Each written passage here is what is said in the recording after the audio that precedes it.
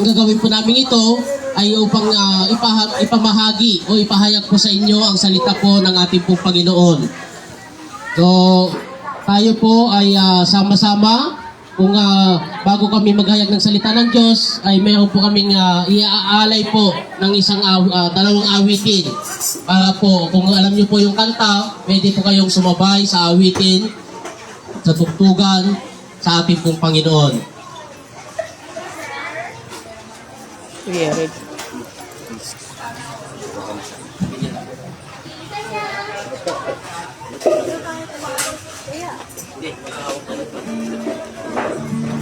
Sige lang, awit ka lang. Yan, naka-live na. Para makuha ng view. Yes, bro.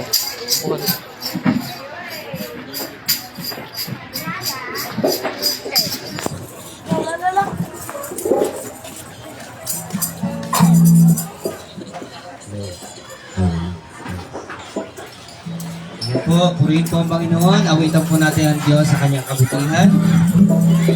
Buti ng Diyos, kay buti ng Diyos sa akin. Kay buti ng Diyos, kay buti ng Diyos sa iyo.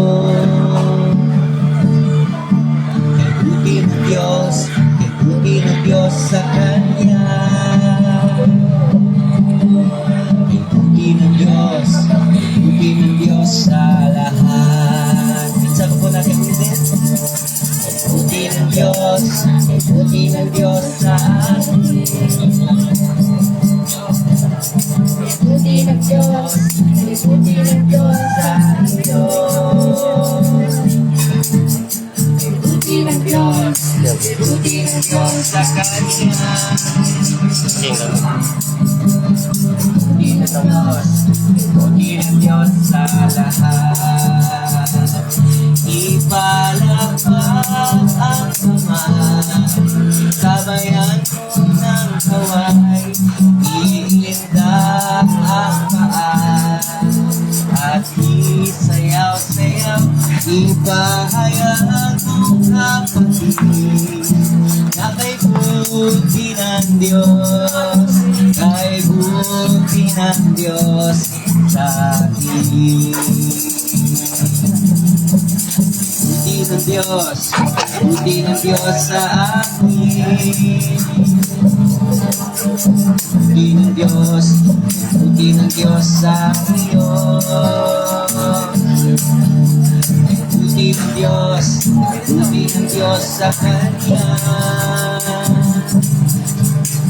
Buti ng Diyos, buti ng Diyos sa lahat. Ipanagpang ang kamay, sabayan mo ng kaway.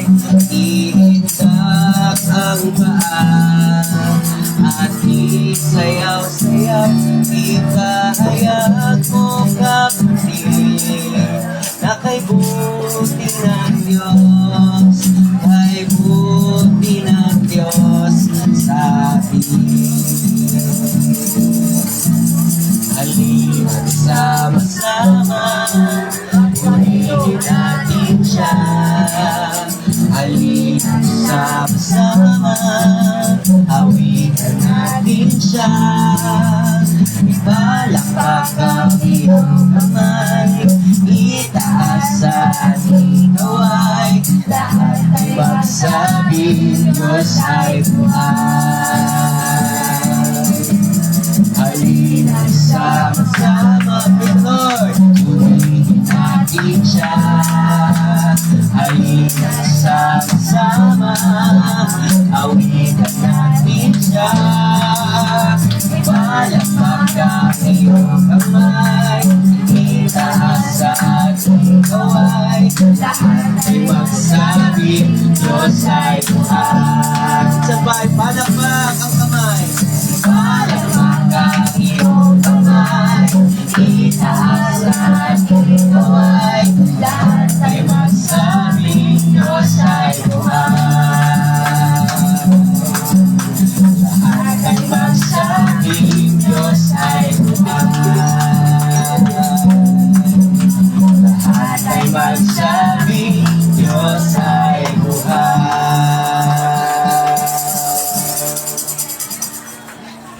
Isa pa po natin awitan ng Panginoon. Itong awit po na awitan po natin ay tinatawag pong tunay na Diyos.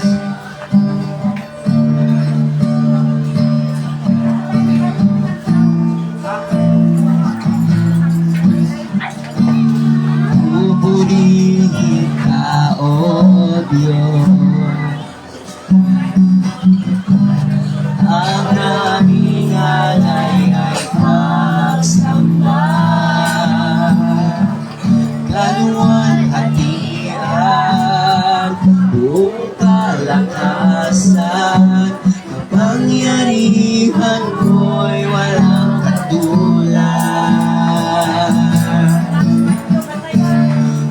Pupurihin ka, O Diyos, ang aming alay ay pagsamba, kaluwalhatian, buong karangalan, kapangyarihan mo'y walang katulad. Ikaw ang tunay na Diyos, ika'y walang katulad, ika'y nag-iisa, ikaw lamang, wala nang iba. Sa'yo ang aming awit, tingin ang aming tinig, isisigaw sa buong mundo. Ikaw ang tunay na Diyos, ika'y walang katulad, ika'y nag-iisa, ikaw lamang, wala nang iba. Sa'yo ang aming awit, tingin ang aming tinig, sisigaw sa buong mundo. Sisigaw sa buong mundo. Isisigaw sa buong mundo, kadakilaan mo.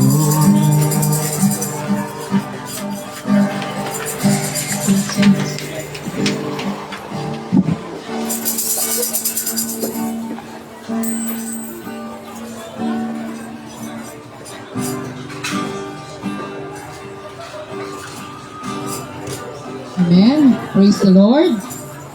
Isang pinagpalang umaga po sa ating lahat ng mga nandito. Ngayon po ay araw ng linggo. Bagamat tayo po ay may trabaho, marami tayong mga pangailangan, no, sa ating mga pamilya o sa ating mga mahal sa buhay. So kailangan po nating maghanap buhay, no? Kahit araw po ng linggo at hindi po tayo makapunta sa simbahan para makasimba o manalangin. Pero sa oras po ito, sa umagang po ito, habang tayo po'y naghahanap buhay, bigyan natin ng panahon at onting minuto lamang ang Diyos na nagbibigay buhay. Amen? So, nandito po kami ngayong umaga para po magbahagi sa inyo ng salita ng Diyos. Bagamat minsan po o kaya kami ay medyo nakakahiya po sa inyong harapan, no? Ngunit nandito po kami para magbahagi po. Mukha man kaming kahiya-hiya o mukha man kaming baliw sa inyong harapan, ngunit pinangahawakan po namin sa salita ng Panginoon, kung ikahihiya mo ako sa lupa, ikahihiya din kita sa langit. Kaya nandito po kami, lakas loob, na nakatayo sa inyong harapan para po ibahagi ang mabuting balita po ng ating Panginoon. So, onting minuto lamang po ito, hindi po kami matagal. Hihiliin ko po na kaunting minuto ang inyong mga pandinig na pakinggan po natin ang mabuting balita ng Diyos, ang salita po ng Panginoon. So, nandito po kami para iparating sa inyo ang pag-ibig ng Diyos sa pamamagitan po ng kanyang salita. Ngunit bago po ako magsimula, nais ko pong simulan sa 4 na uri ng tao tungkol sa Panginoon. Mga nanay at tatay, ate at kuya, tingnan niyo po kung saan kayo sa 4 na uri ng tao na to. Number 1 po, may uri ng tao na naaalala lang nila ang Diyos kapag may problema sila. Pero kapag wala silang problema, walang sakit, walang problema sa pinansyal, walang problema sa pamilya, walang problema sa hanap buhay, ni hindi nila maalala ang Diyos, pasalamatan, magsimba o manalangin. Pero kapag meron ng sakit, may problema na sa hanap buhay, may problema sa pera, may problema sa asawa o sa anak, saka lang nila maaalala na lumapit sa Panginoon. May ganong uri ng tao tungkol sa Diyos. Naaalala lang nila ang Diyos kapag may problema sila. Pero kapag masaya sila, hindi nila mapasalamatan ng Panginoon. Pangalawang uri ng tao tungkol sa Diyos, alam nilang may Diyos. Pero kapag nagka-problema sila, susolusyonan nila sa sarili nilang kakayanan. Kung kani-kanino sila kakatok, kung kani-kanino sila lalapit, kung kani-kanino sila hihingi ng tulong, kung kani-kanino sila mangungutang. Pero kapag wala na silang malapitan, wala na silang mahinga ng tulong, pagod na sila, umiiyak na sila, saka lang sila lalapit sa Diyos. Kumbaga para sa kanila ang Panginoon, huling baraha, huling option. May ganong uri ng tao. Pangatlong uri ng tao, pag meron silang narinig na salita ng Panginoon, merong salita ng Diyos o gawain, silang narinig na ukod sila kaya. Madalas yung pagtawanan ng salita ng Panginoon. Madalas maririnig ko sa kanila, ang banal mo naman ating kakakunin ka ng Lord. O kaya minsan maririnig ko, ang bait-bait naman kuya, baka lumagpas ka na sa langit. So para sa mga tao dito, ang salita ng Diyos o gawain ng Panginoon, corny, baduy, at katawa-tawa. Pang-apat na uri ng tao tungkol sa Panginoon, hindi nila kayang mabuhay nang wala ang Diyos sa piling nila. So mga nanay at tatay, ate at kuya, saan kayo sa apat na uri ng tao? Ulitin ko po, una, naalala lang nila ang Diyos kapag may problema sila. Pero kapag wala silang problema, hindi sila makapagpasalamat sa Panginoon. Pangalawa, alam nilang may Diyos, pero susolusyon nila ang problema nila sa sarili ng kanan. Pag marada sila mahanap ng tulong mula sa tao, saka lang sila lalapit sa Panginoon. Pangatlong uri ng tao, kapag may salita ng Diyos o gawain ng Panginoon, para sa kanila katawa-tawa, corny at baduy. Pang-apat na uri ng tao, hindi nila kayang mabuhay nang wala ang Diyos sa piling nila. So mga ate at kuya, mga nandito po, saan kayo sa apat na uri ng tao na yon? Nais ko pong magbahagi sa inyo ng kaunting minuto lamang na salita ng Diyos. Mabilis lang po ito, kaya hindi po kayo gaano maabala. Meron pong apat na uri meron pong apat na katotohanan tungkol sa inyo at sa Panginoon. Bakit po katotohanan? Kasi galing po sa Biblia. Ngunit nais ko po kayong tanungin bago po ako magsimula. Naniniwala po ba kayo sa Biblia na ang Biblia po ay salita ng Diyos? Naniniwala po ba kayo sa Biblia? Dahil maraming tao ang hindi naniniwala sa Biblia. Dahil sabi po nila, ang Biblia daw ay sulat lang ng tao. Bakit kailangan paniwalaan? So mga kuya, ate, pag nakakita tayo ng upuan nagsusulat, hindi kaya magtakbuhan tayo? Ang punto, tao ang sumulat ng Biblia dahil tao ang may kakayahang sumulat. Pangalawang punto, tao ang ililigtas ng Panginoon, kaya tao ang ginamit niyang magsulat ng Biblia.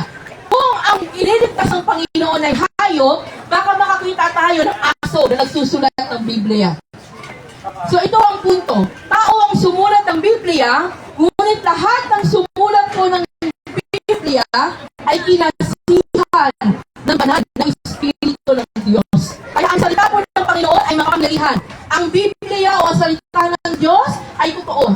Wala ibang totoong salita. Hindi ang iyong kapitbahay, hindi ang iyong kamates, hindi ang iyong kaibigan. Walang ibang totoo, kundi Biblia lang. Ang salita lang po ng Panginoon. At nais ko pong ibahagi sa inyo sa umaga nito ay manggagaling po sa Biblia. Hindi po salita ko dahil ako po ay makasalanan din. Kundi salita ng isang banal na Diyos na malikha ng langit at lupa, Diyos na walang imposible, Diyos na bumubuhay na paray, Diyos na nagpapagaling. Yun po ang nais kong ibahagi sa inyo sa umaga nito. Mga nanay at tatay, ate at kuya, apat na katotohanan tungkol sa inyo sa Panginoon. Number one, mahal kayo ng Diyos. Naniniwala po ba kayo mga nanay at tatay na mahal kayo ng Panginoon? Naniwala po ba kayo na mahal kayo ng Diyos? Alam niyo po, isa sa ebidensya na mahal tayo ng Panginoon, sa pagtulog natin, nagigising pa tayo. Sa araw-araw na pagtulog mo, nagigising ka pa. Kahit tayo po ay hindi karapat-dapat sa Panginoon, pero mas pinipili ng Diyos sa bawat umaga, gisingin ka. Dugtungan ang buhay mo. Marami pong tao, naniniwala sila na hindi sila mahal ng Panginoon. Bakit po? Dahil daw sa tindi at dami ng problema na nararanasan nila. Hindi pa tapos yung isang problema, may problema na naman. No? So alam niyo po ang problema, parang toyo, asin, betchin. Kapag wala ang mga ricado sa pagkain, hindi masarap. Tama po ba? So ang problema, aminin natin sa hindi. Pag may problema lang tayo, saka lang natin naaalala ang Diyos. Saka lang tayo lumalapit sa Panginoon. So ang problema ng tao, ang nagiging daan para tayo po'y lumapit sa Diyos. Para po ang ating mga pamatik kiniapo ay lumago ng dahil po sa ating mga problemang nararanasan. Alam niyo po, nung unang nilikha ng Diyos ang langit at lupa, ano ang pinakauhuling nilikha ng Diyos? Hindi po ba ang tao? Pero ang Panginoon, mas una nang nilikha lahat ng pangailangan tao, bakit nilagay si Eva at Adam? So ang lahat po ng problema ng ating at kuya, na nakaharap po natin, problema dito sa pera, problema sa sakit na damdaman, problema sa mga anak, problema sa asawa. Alam niyo po ang solusyon ng mga problema natin? Nasa Panginoong Jesus, nasa ating Diyos sa buhay. Kaya lumapit lang po tayo sa Panginoon. Alam niyo po sabi na salita ng Panginoon sa John chapter 3 verse 16, gayon na lamang ang pag-ibig ng Diyos sa sangkatauhan. Mga ate at kuya, kung pakiramdam nyo wala na nagmamahal sa inyo, pakiramdam nyo lahat na lang ng mali ninyo ang nakikita, wala na nagpapahalaga sa inyo, lalo na kung matanda ka na, wala ka ng silbi, wala ka ng maitulong, wala na nagmamahal sa iyo. Ayun na mga nanay at tatay, meron pong isang Diyos na makapangyarihan sa kalangitan ang nakatira sa inyo, at mahal na mahal po kayo ng Diyos. Ano man po ang inyong mga pangangailangan, ano man po problema na meron po kayo, nasa Panginoon ang solusyon, mga kapatid. Lumapit lamang po tayo sa Panginoon. Mahal na mahal po tayo ng Diyos. Ang nawa po ang katotohanan tungkol sa inyo sa Panginoon, alam niyo po mga anak at tatay, ang Diyos po'y banal.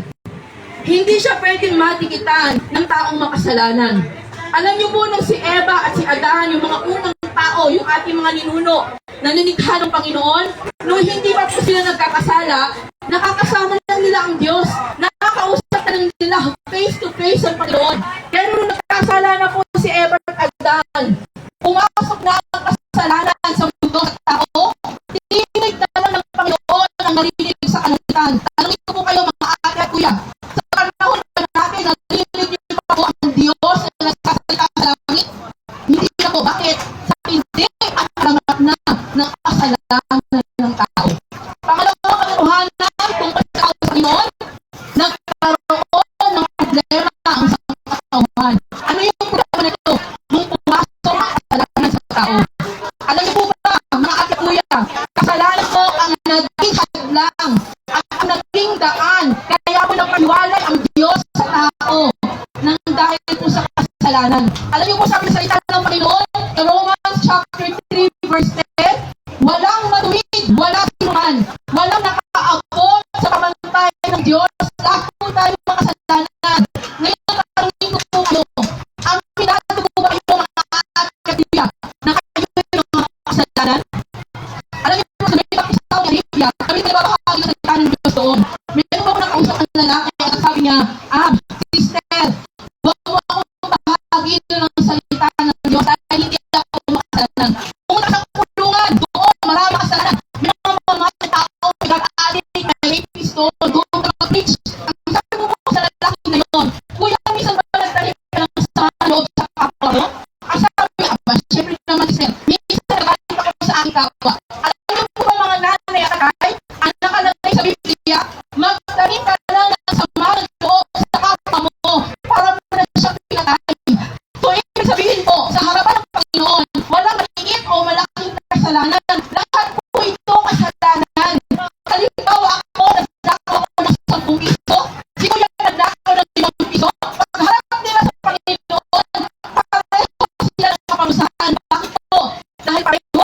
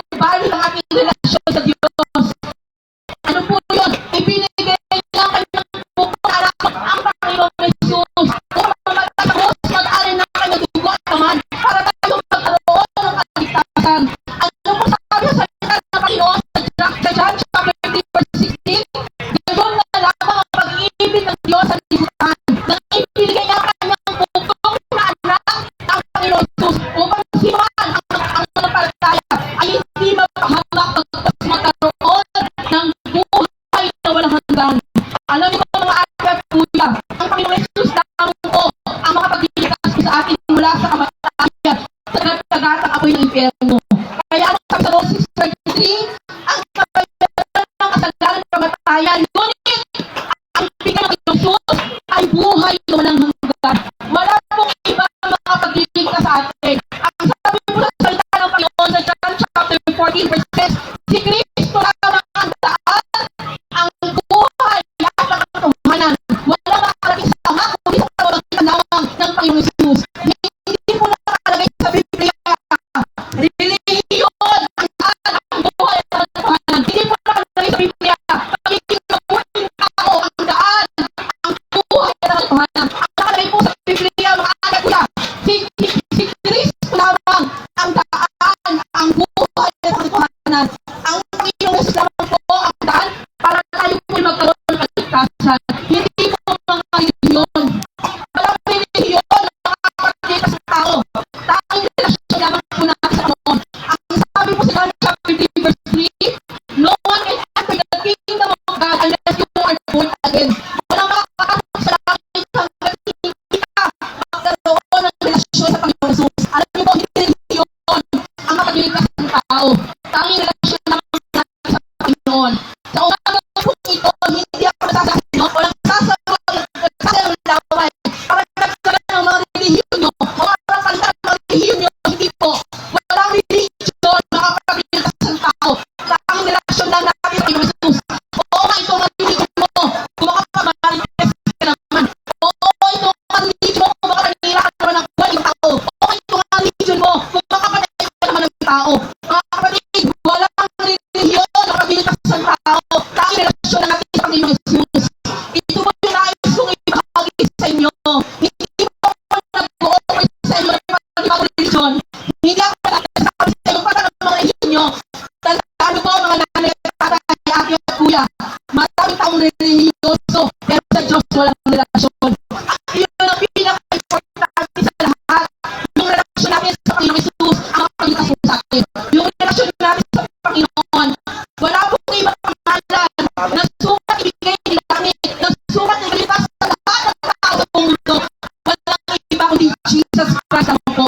Ang Panginoon Jesus ang daan para tayo maligtas.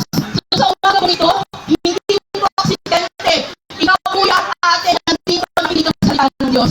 Hindi po ito aksidente na sinala ng Panginoon ang kanyang salita sa lugar nito. Ang nais ko lang yun, tanggapin mo ang salita niya sa oras na ito. Hindi po aksidente na nandito kami para ibahagi sa inyo ang salita ng Diyos. Ito po ay plano ng Panginoon na iparating sa inyo kung kaya kayo kamahal. Ay iparating sa inyo, hindi po importante ang relihiyon. Ang importante po sa lahat, yung relasyon mo sa Diyos. Kung ano ang relasyon mo sa Panginoon. Pang-apat na katotohanan, tungkol sa inyo, sabi na sa inyo mag-isa ko. Ate, sister, paano ko na? Simple lamang po. Roma chapter 10 verse 9. Ang ibig sabihin ng mga labi mo na si Kristo ay Diyos at ang pagkataya siya mabuhay mula sa kamatayan, ikaw ay magkakaroon ng kaligtasan. Simple lang po mga nanay at tatay. Ate at kuya, paano tayo maliligtas kung ka ng langit? Tanggapin mo ang Panginoong Jesus bilang Diyos at sarili mo tagapagligtas. Alam niyo po ang pinakagusto kong katakay ng Panginoon, hindi siya bastos. Bakit po may kilala kayong mga tao? Pag pumasok ng bahay, ay iba na kumatok. At pag pinakabastos pa doon, pag labas ng bahay, hindi man lang sa pintuan. Pero alam niyo po, sabi sa kahayat, ako'y kumakatok sa inyong mga puso.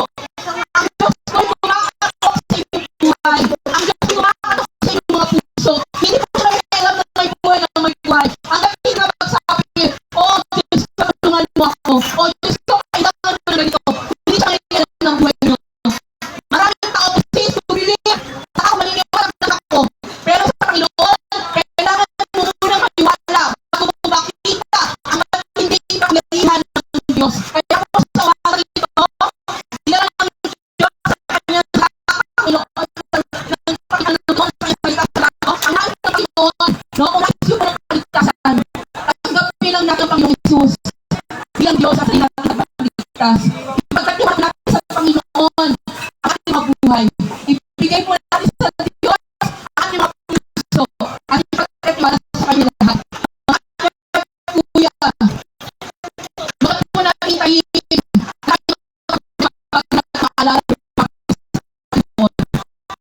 Huwag na po natin tayin kayo ang ating maalala. Ngayon nakakatawa ka pa, ngayon nakakatawa ka pa, alalahanin mo ang Diyos sa buhay mo. Alalahanin mo ang Panginoon sa buhay mo. Hindi po aksidente na nandito kami at nakakarinig kayo ng salita ng Diyos. Ito po ay plano ng Panginoon para marinig nyo na hindi yun ang daan para maligtas. Ang relasyon mo lamang sa Panginoon Jesus. Ay kung nais nyo tanggapin ng Panginoon sa oras sa ito, ilito po kayo sa panalangin. Sundan lang po yung aking panalangin. Kung nais nyo tanggapin, wala akong sabi na dito. Hindi ko kayo pinipilitin, walang sabitan. Dahil hindi po relihiyon na siya ng aking po nga pinipili sa inyo. Kung nais nyo tanggapin ang Panginoon Jesus sa buhay mo, at ikaw man ay busy, ikaw man ay pumipili, pwede mo sumunod sa panalangin sa pamamagitan ng iyong isip. No? Sige po, kung nais nyo pagpuksan ng inyong mga puso ang Panginoon sa umagang ito, tanggapin siya at ipagkatiwala ang buhay nyo sa Kanya, sumunod kayo sa panalangin sa ating Panginoon Jesus. Humingi po ako ng kapatawaran sa kasalanan ng aking nagawa. Ako po pinanampalataya na ikaw ay pinakapo sa krus. Ngunit sa pangatong tao, ikaw ay buhay na muli. At sa oras kong ito, natanggap kita bilang Diyos at sa pagligtas. Pinagbukan mo. Pinapapasok kita sa buhay ko. Ikaw na po ang maghari at magkontrol ito. Isulat araw-araw ng maraming customer. Malaking income sa araw-araw, Panginoon. Maraming kita, Panginoon, sa pangalan ni Jesus. Dalangin mo, Lord, lahat ng titang nandito, pagpalain mo. Araw-araw, maging maraming customer at maubos ang inyong paninda in the name of Jesus. And I pray, sino naman sa mga nandito sa palete, meron sakit magdaman, mainit ang sakit sa katawan. We pray in the name of Jesus, ang kagalingan. At sino naman sa pamilya nilang may sakit na nasa bahay, Lord, extend mo ang iyong kamay na abutin sila kung paano mo kung pinagaling mula sa sakit na damdaman ng kamatayan. Ganun maging pagalingin ang mga tao nandito in the name of Jesus. Maraming pong salamat. Terihan mo ng pagkalugo ang salita mo narinig na sa buhay ng bawat isa. Salamat po. Pinupuri na namin sinasamba. In Jesus' name we pray. Amen. Praise the Lord. Maraming salamat po sa inyo. At dahil po kami ay pinaunakan ninyo na magbahagi ng salita ng Diyos, meron po kami papamigay. Hindi po kami manghihingi dahil sa salita ng Diyos ay libre. Mamimigay na kami ng konting tubig at biscuit para sa inyo. Pagpasensya nyo lang maliit na bagay na ito. Ito lang po nakiyanan namin. Bakit hindi po kami manghihingi dahil ang salita ng Diyos ay libre? Pagkos kami po magbibigay sa inyo. Tanggapin nyo magbibigay ng aming mga kasama. God bless everyone.